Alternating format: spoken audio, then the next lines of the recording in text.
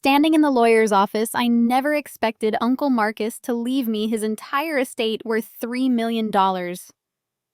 My parents, who abandoned me at 13 and let me survive on food stamps while they lived comfortably, suddenly appeared after 8 years of silence.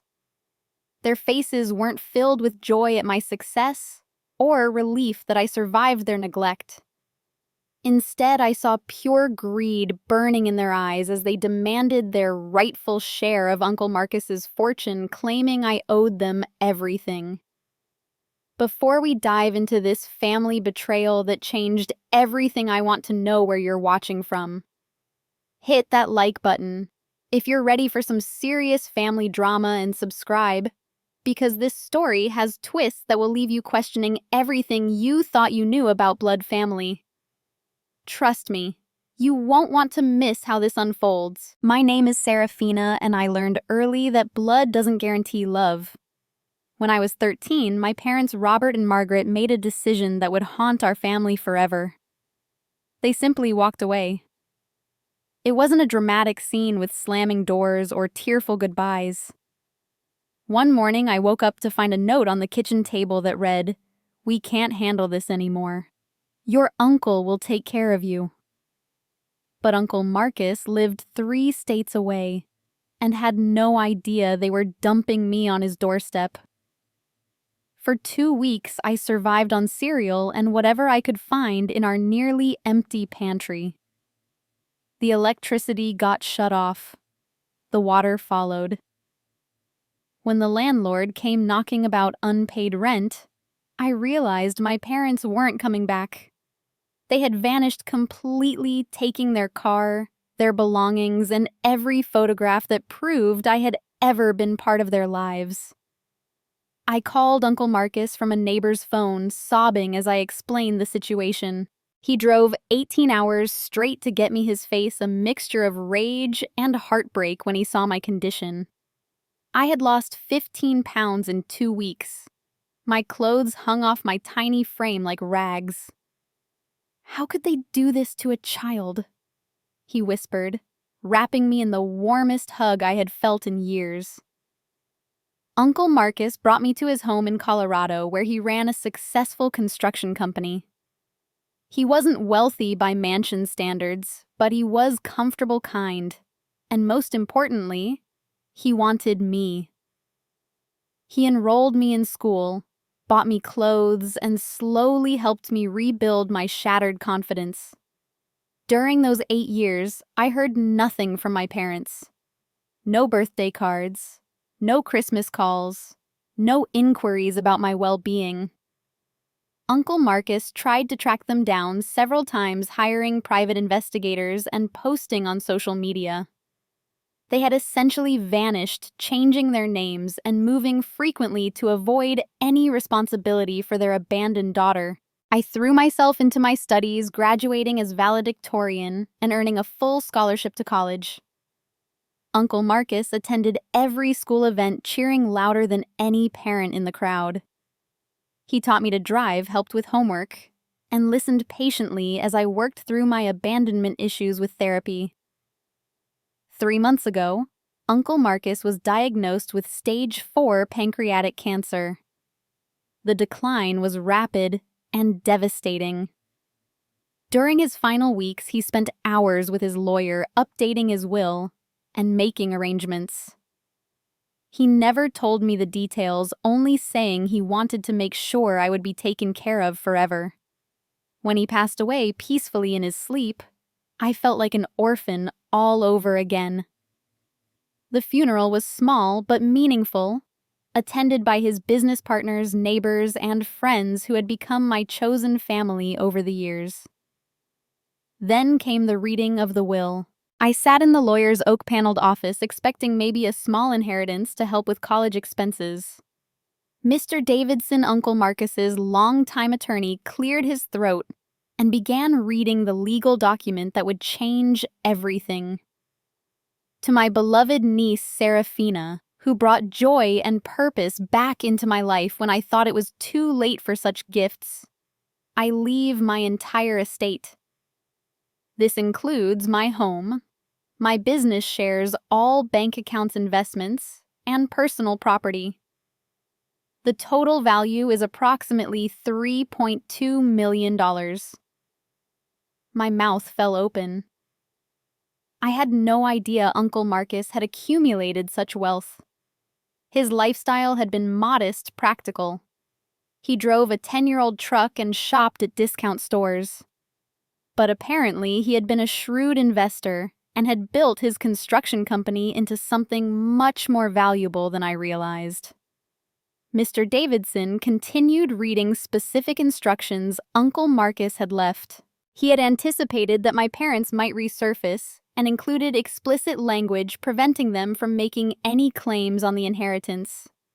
He had also left detailed documentation of their abandonment, including copies of the original note they left and records of their complete absence from my life. I was still processing this information when Mr. Davidson's secretary knocked on the door. "Excuse me, but there are two people here claiming to be Miss Serafina's parents. They say they have urgent business regarding the estate." My blood turned to ice. After 8 years of silence, they had somehow learned about Uncle Marcus's death and my inheritance. The timing was too convenient to be coincidence. "Send them in," I said, my voice barely above a whisper. The door opened, and there they were. Robert and Margaret looked older, more worn, but their eyes held the same cold calculation I remembered from childhood. They weren't here for a reunion. They weren't here to apologize or explain. They were here for money. "Serafina, honey." Margaret rushed forward as if to embrace me, but I stepped back instinctively. The false warmth in her voice made my skin crawl. "We heard about Marcus," Robert said, not bothering with pleasantries. "We're so sorry we couldn't be here sooner. We've been dealing with our own financial struggles, but we came as soon as we could arrange travel." The lies flowed so smoothly from their lips. Mr. Davidson watched the exchange with barely concealed disgust, his hand resting protectively on the will documents. "We know this is overwhelming for you." Margaret continued, her voice dripping with fake concern. "That's why we're here to help. As your parents, we have experience managing money. We think it would be best if we helped you handle Marcus's estate. After all, we're family." Family. The word tasted bitter in my mouth. Where was this family concern when I was 13 and starving in an abandoned apartment? Their expressions shifted slightly, but they quickly recovered. "That was a difficult time for all of us," Robert said. "We were dealing with serious problems, but we always planned to come back for you. Marcus just took over before we could work things out." More lies. Uncle Marcus had shown me the private investigator reports. My parents had been living comfortably in different states, working steady jobs, and renting nice apartments. They hadn't been struggling. They had simply chosen to abandon their responsibilities. "We're here now," Margaret said firmly, "and we think it's only fair that we receive our proper share of the inheritance. After all, Marcus was Robert's brother. This money should stay in the immediate family."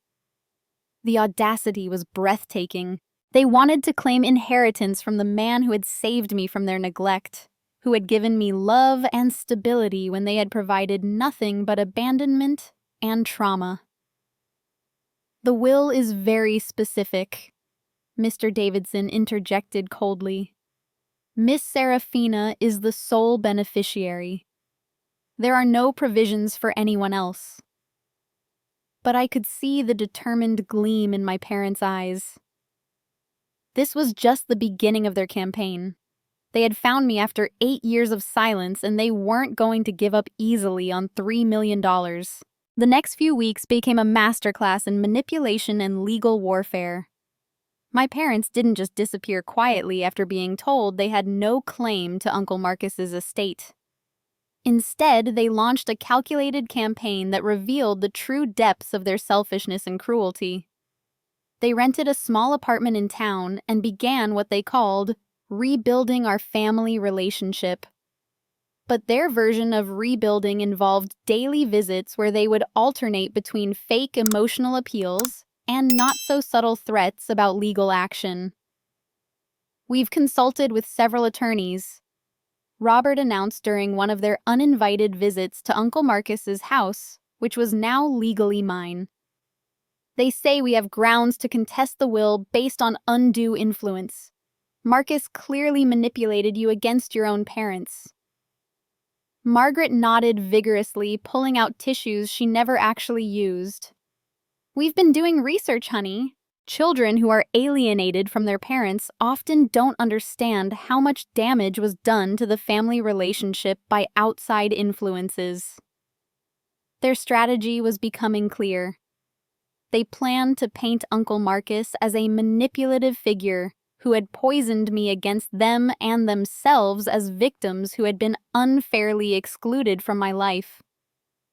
The fact that they had abandoned me was going to be reframed as a temporary separation caused by circumstances beyond their control.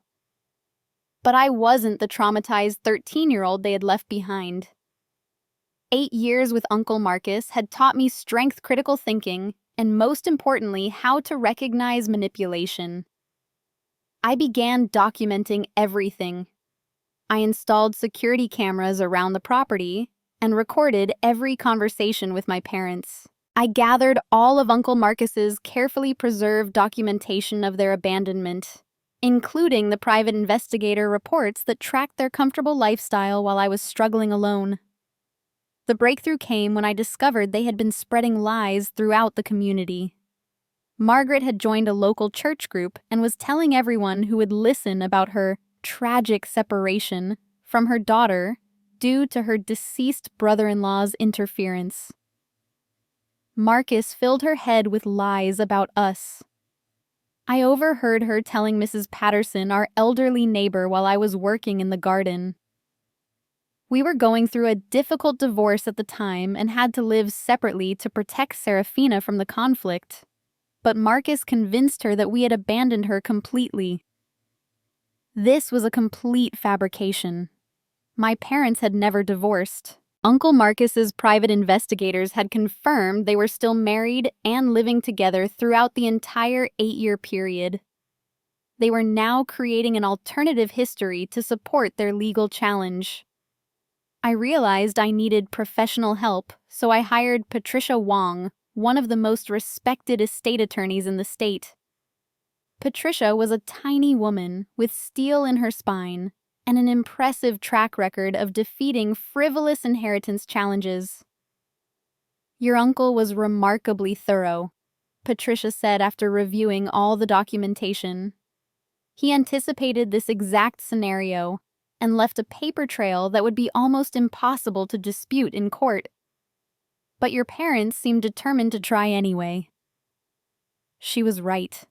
Within a month, my parents filed a formal legal challenge to the will claiming undue influence and alleging that Uncle Marcus had deliberately alienated me from my biological family. They requested a 50-50 split of the inheritance, arguing that as Robert's brother Marcus would have wanted his estate to support the entire family. The local newspaper picked up the story, running a headline that made my blood boil. Family dispute over local businessman's will raises questions about elder influence. The article was carefully neutral, but it gave my parents' lies equal weight with the documented truth of their abandonment. That's when I decided it was time to stop being defensive and go on the offensive. I called a press conference at Mr. Davidson's office and invited every local media outlet along with several members of the community who had known Uncle Marcus well. I arrived with a thick folder of evidence and a prepared statement that would expose my parents' lies once and for all. 8 years ago, my parents abandoned me when I was 13 years old. I began, my voice steady despite the cameras and microphones pointed in my direction. They left me alone in an apartment with no food, no electricity, and no way to contact them. They moved away and changed their contact information to avoid any responsibility for their child. I held up the original note they had left, now preserved in a plastic sleeve. This is what they left me. No explanation, no forwarding address, no plan for my care. I survived for 2 weeks on cereal and hope before my Uncle Marcus rescued me. The room was completely silent as I continued. For 8 years while I was growing up, graduating high school and attending college, my parents made no attempt to contact me. Uncle Marcus hired private investigators to find them multiple times, hoping to facilitate some kind of reconciliation. Those investigators found that my parents were living comfortably in different states, working steady jobs, and making no effort to locate their missing daughter. I placed copies of the private investigator reports on the table. These documents prove that my parents were never in crisis, never struggling to survive, and never prevented from contacting me. They simply chose not to. They chose to abandon their 13-year-old daughter and start new lives without the burden of parenthood. The reporters were frantically taking notes, and I could see several of them checking their phones, probably verifying details in real time. My parents only reappeared after learning about my inheritance. I continued. They have made no attempt to apologize for their abandonment or to explain their 8-year absence. Instead, they immediately demanded money and have since created elaborate lies about their reasons for leaving and Uncle Marcus's role in our separation. I pulled out my phone and played a recording of Margaret's conversation with Mrs. Patterson about the fake divorce story. The quality was crystal clear and her lies were undeniable. "This is what my mother told a neighbor just last week," I said as the recording played. "She claims they were protecting me from divorce conflict and that Uncle Marcus manipulated me against them. Both claims are completely false. They never divorced, and Uncle Marcus spent years encouraging me to forgive them and hoping for reconciliation." The room erupted in questions, but I held up my hand. "I'm not here to destroy my parents or seek revenge. I'm here to honor Uncle Marcus's memory and protect the inheritance he worked his entire life to build. He left that money to me because he loved me and wanted to secure my future. He also left extensive documentation because he knew this day would come." Patricia stood up beside me. "The estate will vigorously defend against this frivolous challenge. We have overwhelming evidence that Marcus Wright was of sound mind, that his will accurately reflects his wishes, and that the claims of undue influence are completely without merit." As we left the press conference, I felt a mixture of sadness and relief. I was sad that my relationship with my parents had come to this public confrontation, but I was relieved that the truth was finally out in the open, and the community now understood exactly what kind of people my parents really were. The next morning, the local newspaper ran a very different headline: "Abandoned Daughter Reveals Truth Behind Inheritance Dispute." The article included excerpts from my evidence and painted a clear picture of my parents' abandonment and subsequent lies. But I underestimated how desperate people can become when $3 million is at stake. The media attention from my press conference created an unexpected ripple effect throughout our small Colorado community.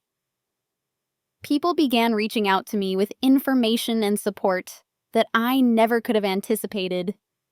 It seemed that my parents' recent arrival in town had left quite an impression, and not a positive one.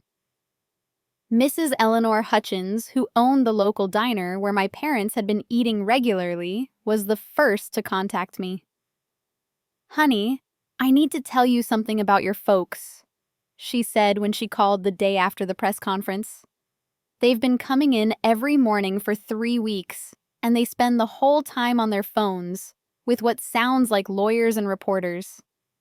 Yesterday, I heard your mother telling someone that she was going to make sure that ungrateful brat understands family loyalty. This wasn't just helpful information. It was evidence that my parents were orchestrating a coordinated campaign against me, Mrs. Hutchins had been quietly documenting their conversations because something about them had made her uncomfortable from the beginning. There's more, she continued. They asked me about local real estate prices and seemed real interested in the most expensive properties in town. Your father kept talking about when we get our money like it was already decided. I thanked Mrs. Hutchins and immediately called Patricia, my attorney, to inform her about this new development. She advised me to start building a comprehensive record of my parents' behavior and public statements, as they could be relevant to proving their mercenary motives. That afternoon, I received an unexpected visitor. Dr. Sarah Mitchell, who had been Uncle Marcus's primary care physician during his final illness, knocked on my door with a troubled expression. I probably shouldn't be here, she said, but I heard about the legal challenge and there's something I think you need to know about your uncle's final weeks. Dr. Mitchell explained that Uncle Marcus had been very concerned about my parents potentially appearing after his death. He had specifically asked her to document his mental state and decision-making capacity during their meetings, anticipating that someone might later claim he was not competent when he updated his will. He was worried they would try to say he was influenced by pain medication or that his judgment was impaired by his illness, she said. He made me run cognitive tests and document everything. He was absolutely lucid, determined, and passionate about protecting you from what he called vultures. She handed me a sealed envelope. He asked me to give this to you if anyone ever challenged his will.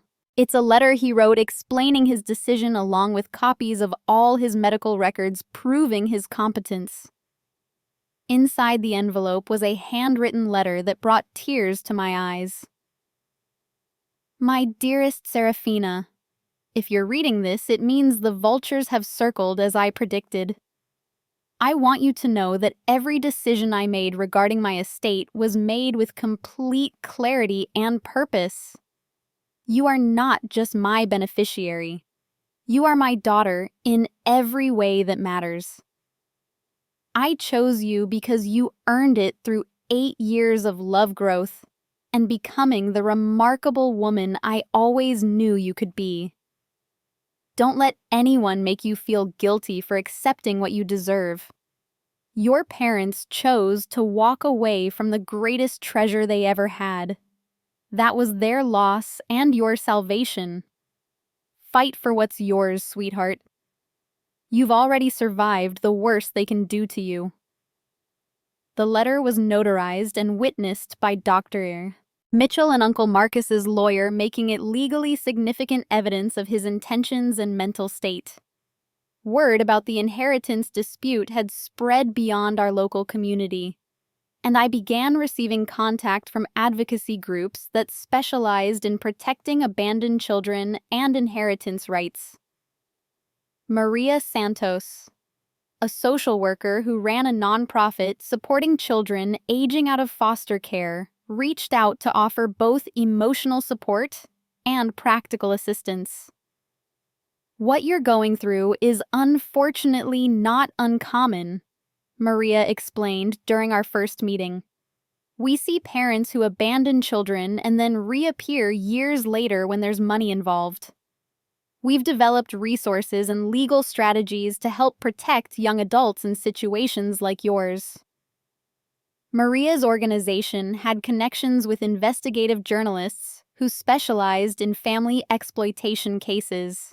Through her network, I was introduced to James Bradley, a reporter who had written extensively about inheritance fraud and family financial abuse. James was particularly interested in my case because my parents' behavior fit a pattern he had been tracking across multiple states.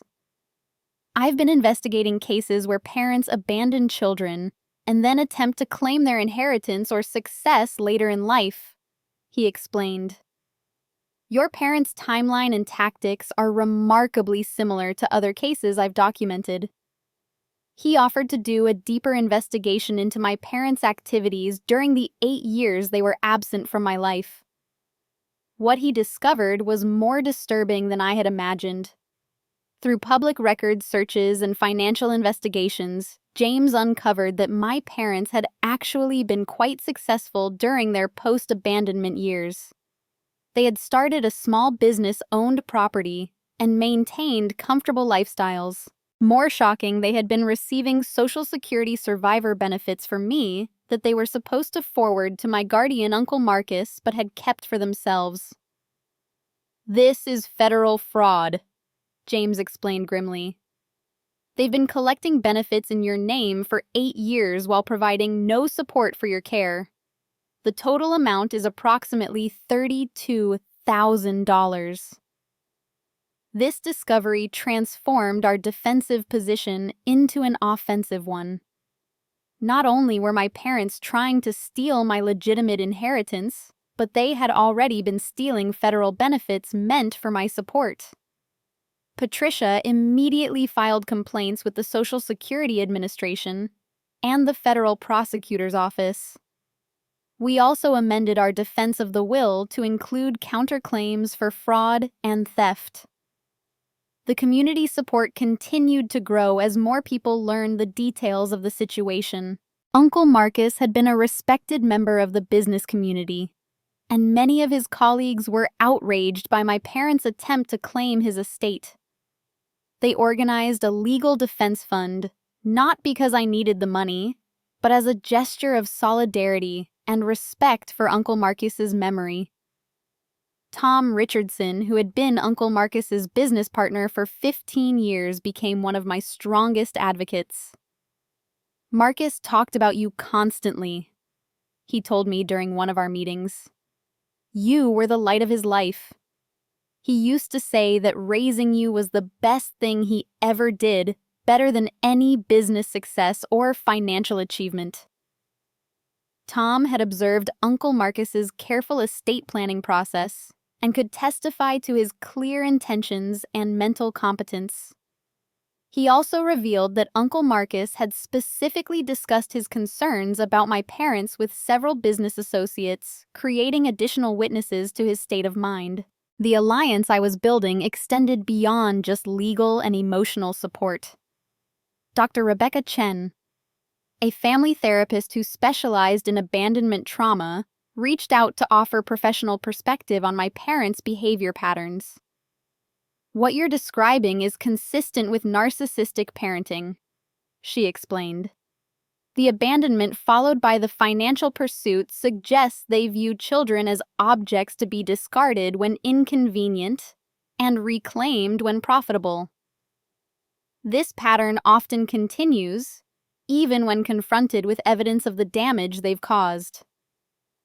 Dr. Chen's professional assessment would be valuable if the case went to court. But more importantly, it helped me understand that my parents' behavior wasn't about me personally. Their capacity for abandonment and exploitation was a character defect that would have affected any child in their care.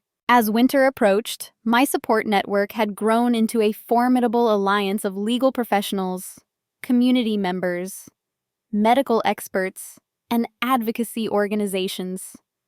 What had started as a defensive response to my parents' inheritance challenge had evolved into a comprehensive case for protecting abandoned children's rights and exposing family financial fraud. But I was about to learn that even the strongest alliances can be undermined by deception and betrayal.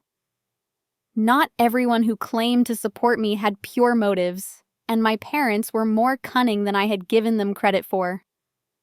The first sign of trouble came from an unexpected source. Someone within my own support network was feeding information to my parents' legal team.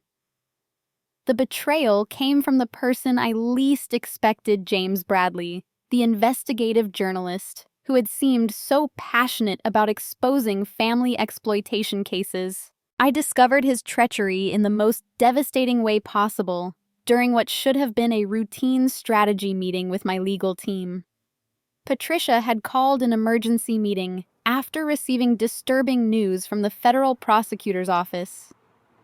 The Social Security fraud case has hit some unexpected complications, she said grimly. Someone has been feeding information to your parents' attorneys, and they've managed to get ahead of our filing.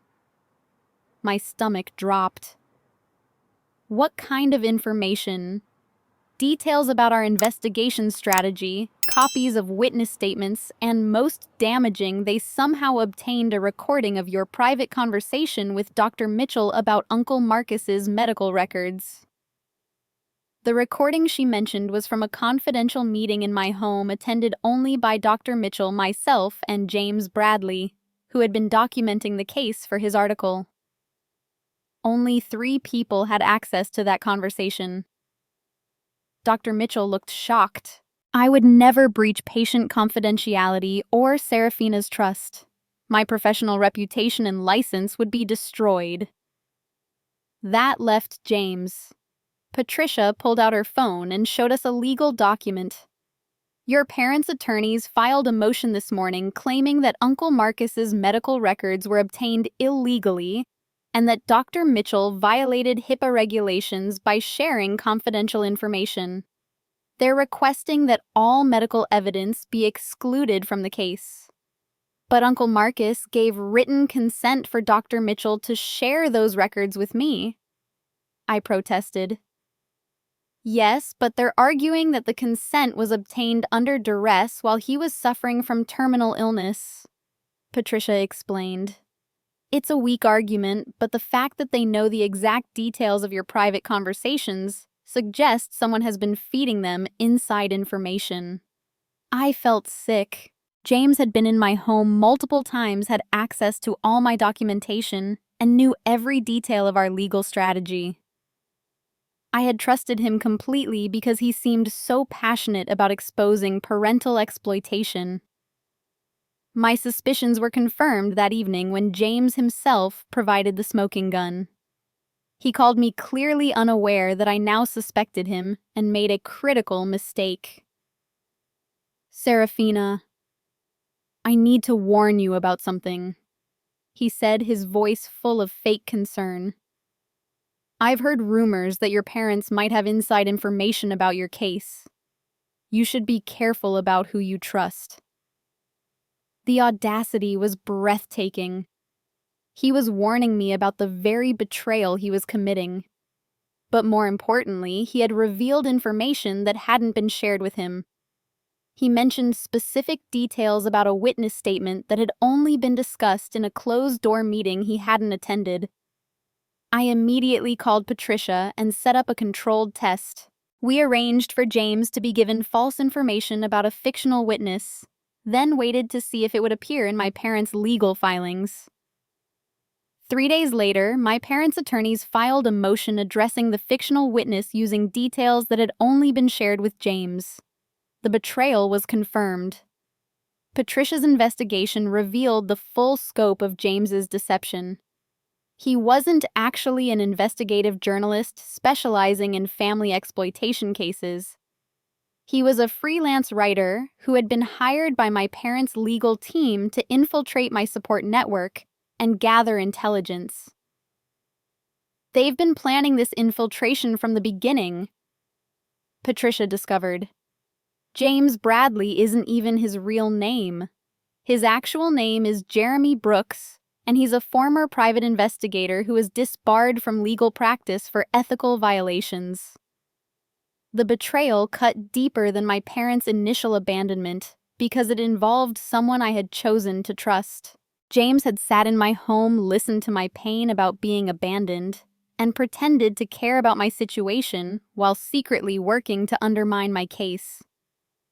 But the worst part was yet to come. James had recorded every conversation we'd had, including deeply personal discussions about my childhood trauma and my relationship with Uncle Marcus.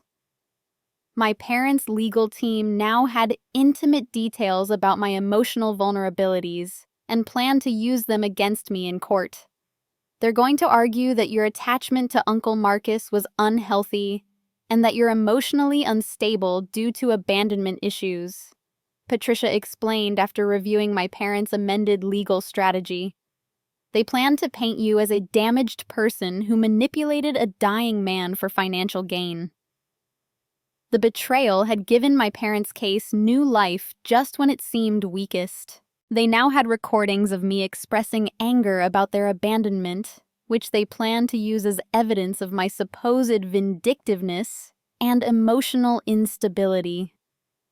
Maria Santos from the advocacy organization was equally shaken. "This is one of the most calculated betrayals I've encountered," she said. "Your parents didn't just abandon you physically. They've been psychologically manipulating this entire situation from the beginning." The emotional impact was devastating.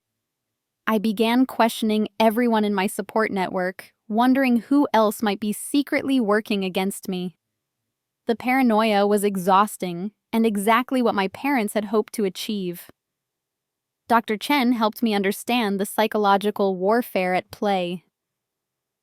"This is a classic narcissistic strategy called triangulation," she explained. "They're using your own support system against you to create chaos and self-doubt. The goal is to isolate you and make you question your own judgment." Tom Richardson. Uncle Marcus's business partner was furious when he learned about the betrayal. "Marcus warned me this might happen," he revealed. "He said your parents were capable of elaborate manipulation and that they would stop at nothing to get their hands on money." The betrayal had also compromised our federal fraud case against my parents. James had fed them information about the Social Security investigation, allowing them to prepare defenses and possibly destroy evidence. But Patricia had been practicing law long enough to anticipate such treachery. "This actually works in our favor," she said with a grim smile. "Jeremy Brooks committed multiple crimes by infiltrating your case under false pretenses. His recordings were obtained illegally, and any evidence derived from his spying will be inadmissible in court." She filed motions to exclude all evidence obtained through James's deception and requested a full investigation into my parents' legal team for their role in the infiltration scheme. The judge was not pleased when he learned about the deception.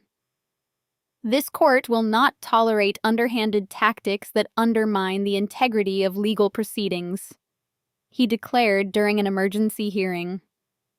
"All evidence obtained through the defendant's spy will be excluded, and I'm referring this matter to the state bar for investigation into potential attorney misconduct." But the damage to my emotional state was already done. The betrayal had shaken my confidence and made me question whether I was strong enough to continue fighting. My parents had succeeded in making me feel isolated and vulnerable, just as they had when they abandoned me at 13. I realized that recovering from this betrayal would require me to dig deeper than ever before and find strength I didn't know I possessed. But I also knew that Uncle Marcus had prepared me for exactly this moment, and somewhere in his careful planning was the key to ultimate victory. The lowest point of my legal battle came exactly 1 week after discovering James Bradley's betrayal. I was sitting alone in Uncle Marcus's study, surrounded by legal documents, and feeling completely overwhelmed when I received a phone call that would change everything. "Is this Serafina Wright?" The voice belonged to an elderly woman with a slight Southern accent. "Yes, this is she. My name is Dorothy Chambers, and I was your Uncle Marcus's secretary for 23 years before I retired. I've been following your situation in the news, and I have something that belongs to you." Dorothy explained that Uncle Marcus had given her a sealed envelope 2 months before his death with specific instructions. "He told me to only give this to you if your parents ever tried to claim his estate," she said. "He said there might come a time when you would need what he called the nuclear option." We arranged to meet that afternoon at a coffee shop downtown. Dorothy was a dignified woman in her 70s with sharp eyes and a no-nonsense demeanor. She carried a manila envelope that looked like it had been carefully preserved. "Marcus was the finest man I ever worked for," she said as she handed me the envelope. "When he brought you to the office that first time, a scared little 13-year-old, I saw how gently he treated you. Over the years, I watched you bloom into the remarkable young woman you are today. He was so proud of you." Inside the envelope were documents that made my hands shake as I read them. Uncle Marcus had been far more thorough in his preparations than anyone had realized. He had compiled a complete dossier on my parents that went back years before they abandoned me. The first document was a copy of a restraining order my mother had filed against my father when I was 10 years old, alleging domestic violence and financial abuse. The order had been dropped after just 2 weeks, but the initial filing revealed a pattern of instability and conflict that contradicted their claims of being loving parents forced apart by circumstances. More damaging were bank records showing that my parents had been planning their abandonment for months. They had systematically emptied joint accounts, sold household items, and even applied for credit cards in my name when I was 12 years old, accumulating debt they never intended to pay. "How did Uncle Marcus get all this information?" I asked Dorothy. "He hired the best private investigator money could buy," she replied. "Not just to find your parents after they left, but to understand exactly who they were and what they had done. He knew they might come back someday, and he wanted to be prepared." But the most shocking document was a handwritten confession letter from my father to Uncle Marcus sent just 6 months after they abandoned me. In the letter, Robert admitted that they had left me deliberately because parenthood had become inconvenient and expensive. He actually asked Uncle Marcus to formally adopt me so they could be free of legal responsibility. "They never planned to come back," Dorothy said quietly. "This letter proves they voluntarily and permanently relinquished their parental responsibilities. No court in the country would give them inheritance rights after seeing this." Patricia was speechless when I showed her the new evidence. "This is extraordinary," she said. "Your uncle has provided us with a complete defense that makes their case not just weak, but completely frivolous. This confession letter alone destroys any claim they might have to family loyalty or parental rights." But the surprises weren't finished. That evening, I received an unexpected visit from Detective Laura Morrison from the State Police Financial Crimes Division. She had been investigating my parents' activities during their 8-year absence and had made some startling discoveries. "Your parents have been running variations of this scam for years," Detective Morrison explained. "We've identified at least 3 other families where they've attempted to claim inheritance or insurance benefits after abandoning children or elderly relatives." She showed me files documenting my parents' pattern of behavior. They would move to a new area, establish relationships with vulnerable people, and then position themselves to benefit financially when those people died or came into money. My case was just their most ambitious attempt. "The Social Security fraud is just the tip of the iceberg," Detective Morrison continued. "They've been involved in elder abuse insurance fraud and identity theft. We now have enough evidence to file federal charges that could result in significant prison time." This revelation reframed everything. My parents weren't just selfish people who had made a terrible mistake. They were career criminals who specialized in exploiting family relationships for financial gain. But the most unexpected ally emerged from my parents' own past. Detective Morrison's investigation had uncovered Sandra Walsh, a woman from Oregon whose elderly father had been targeted by my parents 3 years earlier. Sandra contacted me directly after learning about my case through Detective Morrison. "Your parents almost succeeded in stealing my father's life savings," she said during our first phone conversation. "They convinced him to change his will and make them beneficiaries, claiming they were distant relatives who would take care of him. Fortunately, I discovered their scheme before he died." Sandra had spent 2 years building a case against my parents, accumulating evidence of their fraudulent activities. She had documented their methods, their lies, and their systematic exploitation of vulnerable people. "I've been waiting for the right opportunity to expose them completely," Sandra said. "Your case is that opportunity. Everything I've gathered over the past 3 years supports your situation perfectly." Working together, Sandra and Detective Morrison had built a comprehensive case showing that my parents' attempt to claim Uncle Marcus's estate was part of a long-term pattern of financial exploitation. They weren't grieving family members seeking reconciliation. They were professional con artists executing a calculated scam. The evidence was overwhelming. Bank records showed unexplained wealth that coincided with targeting vulnerable people. False identity documents revealed they had been using multiple names and creating fake family relationships. Most damaging, there were recorded conversations where they discussed their inheritance hunting strategies. Patricia filed an emergency motion to present this new evidence to the court. "Your Honor, what we initially believed to be a simple inheritance dispute has revealed itself to be part of an ongoing criminal enterprise," she argued. "The defendants have a documented history of targeting vulnerable individuals for financial exploitation." The judge was visibly disturbed as he reviewed the evidence. "This court has never seen such a calculated and systematic pattern of family exploitation," he said. "These allegations go far beyond inheritance disputes into the realm of criminal fraud and elder abuse." My parents' attorney attempted damage control, but the evidence was undeniable. Faced with federal criminal charges and overwhelming documentation of their fraudulent activities, they were forced into a defensive position that made their inheritance claims look even more ridiculous. "We're not just defending against their claims anymore," Patricia told me after the hearing.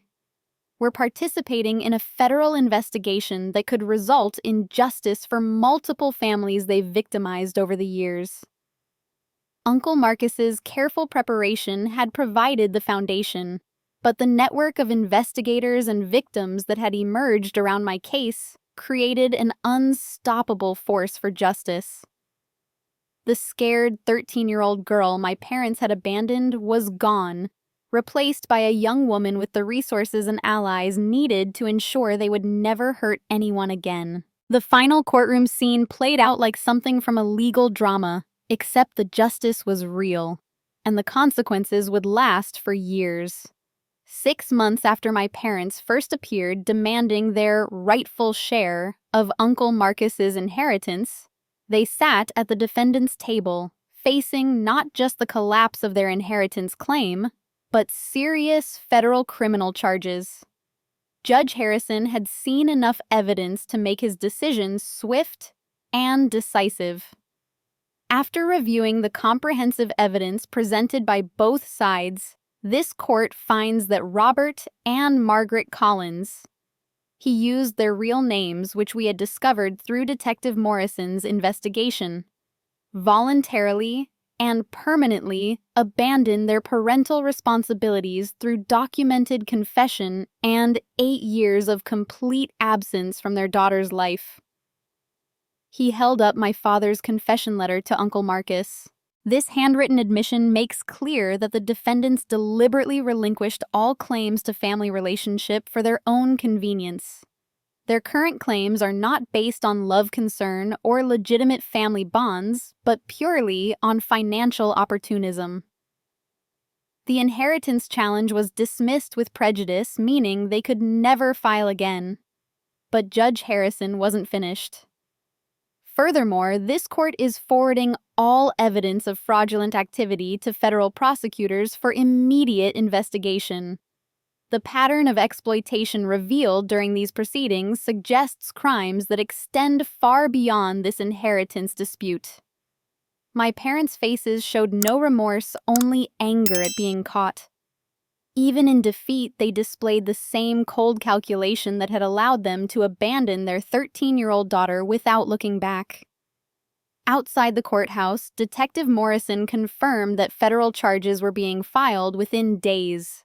We have evidence of mail fraud, Social Security fraud, elder abuse, and identity theft spanning multiple states and several years, she announced to the gathered media. This investigation has uncovered one of the most systematic family exploitation schemes we've encountered. The Social Security Administration had calculated that my parents owed over $43,000 in fraudulently collected benefits, plus penalties and interest. They would also face restitution claims from Sandra Walsh's father and 2 other elderly victims Detective Morrison had identified. But the most satisfying moment came when Patricia presented the final accounting of Uncle Marcus's estate. Not only had his will been upheld completely, but the legal fees for my parents' frivolous challenge would be paid from their own assets through court sanctions. The court finds that this inheritance challenge was filed in bad faith with full knowledge that the defendants had no legitimate claim. Judge Harrison had ruled. Therefore, all legal costs incurred by the estate in defending against these frivolous claims shall be recovered from the challengers. Their legal bills exceeded $60,000, effectively bankrupting them and ensuring they couldn't fund future appeals or similar schemes against other families. As I stood on the courthouse steps surrounded by my chosen family, the contrast with 8 years earlier couldn't have been more stark. Then I had been a frightened, abandoned child with no resources and no support. Now I was surrounded by people who had chosen to stand with me. Patricia Dorothy, Maria Santos, Tom Richardson, Dr. Mitchell Detective Morrison, and Sandra Walsh. Uncle Marcus would be so proud, Dorothy said, wiping away tears. He always said you were the strongest person he knew, but I don't think even he could have imagined how brilliantly you would handle all this. Tom Richardson had an announcement that surprised everyone. The business partners have discussed this extensively, and we want to offer you Uncle Marcus's position as a partner in the construction company. He always planned for you to take over someday, and we think now is the perfect time. The offer meant more than just financial security. It represented true acceptance into Uncle Marcus's professional family and a continuation of his legacy. I would be working alongside people who had loved and respected him, building the business he had spent decades creating. Dr. Chen, who had provided psychological support throughout the ordeal, reflected on the journey. You've not only survived abandonment and betrayal, but you've transformed those experiences into strength and wisdom. The way you handled this situation will help other abandoned children understand that they can overcome similar circumstances. Maria Santos announced that my case had inspired new legislation to protect children from inheritance fraud by parents who had abandoned them. Your courage in fighting back publicly has given a voice to countless young people who face similar exploitation, she said. The media attention had indeed sparked national conversations about parental abandonment and inheritance rights. Legal experts were citing my case as precedent for protecting children from parents who reappear only when money is involved. Sandra Walsh had become like an older sister, bonding over our shared experience of my parents' manipulation. The best part is knowing they can't hurt anyone else, she said. The federal charges will follow them wherever they go, and their criminal history will be public record. Damn. Within 3 weeks, my parents were arrested on federal charges in their home state. The investigation had expanded to include victims in 4 states, and they were facing potential prison sentences of 15 to 20 years. The scared con artists who had tried to intimidate me into giving them millions of dollars were now facing the full weight of federal law enforcement. I used part of Uncle Marcus's inheritance to establish a foundation supporting abandoned children and inheritance fraud victims. The Marcus Wright Foundation would provide legal assistance, psychological support, and advocacy for young people facing similar exploitation by family members. Dorothy agreed to serve as the foundation's first executive director, bringing her decades of organizational experience to help other children navigate complex legal and emotional challenges. As autumn arrived, I moved back into Uncle Marcus's house permanently and began my new role as a business partner.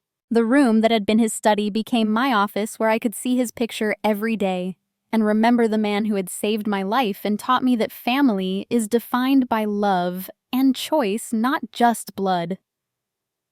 The final chapter of this story isn't about revenge or money, though justice was certainly served. It's about the family I built from people who chose to love and support me. Uncle Marcus had shown me that being abandoned by biological parents wasn't the end of my story. It was the beginning of a better one.